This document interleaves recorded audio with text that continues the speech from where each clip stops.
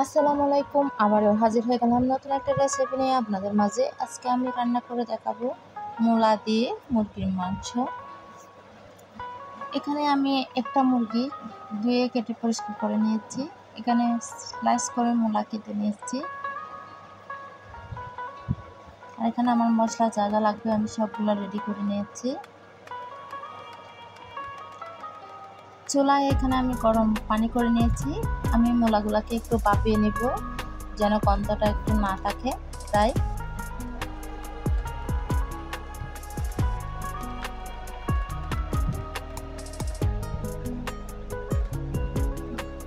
এখন চুলায় বসিয়ে দিলাম কড়াই, দিয়ে দিলাম পরিমাণ মতন সয়াবিন তেল, দিয়ে দিলাম এলাচ, দারচিনি, তেজপাতা,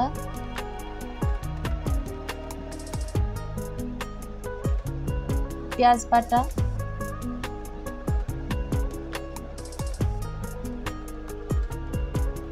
আদা বাটা, রসুন বাটা,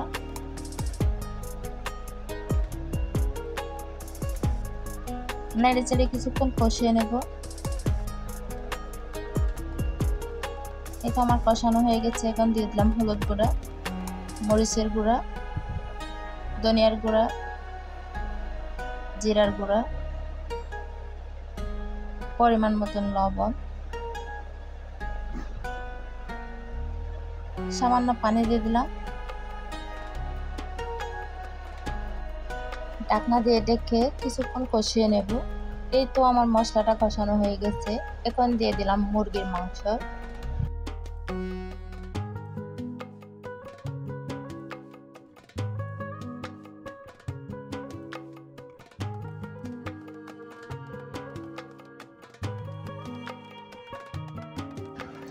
এই তো আমার মাংস কষানো হয়ে গেছে। এখন দিয়ে দিব মূলা।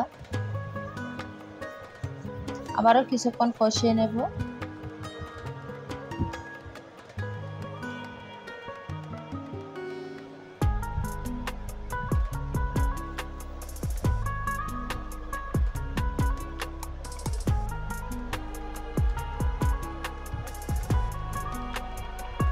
পরিমাণ মতন ঝোল দিয়ে দিব।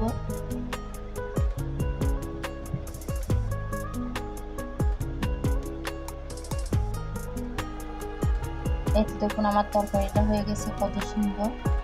এখন দিয়ে দিলাম ধনিয়া পাতা,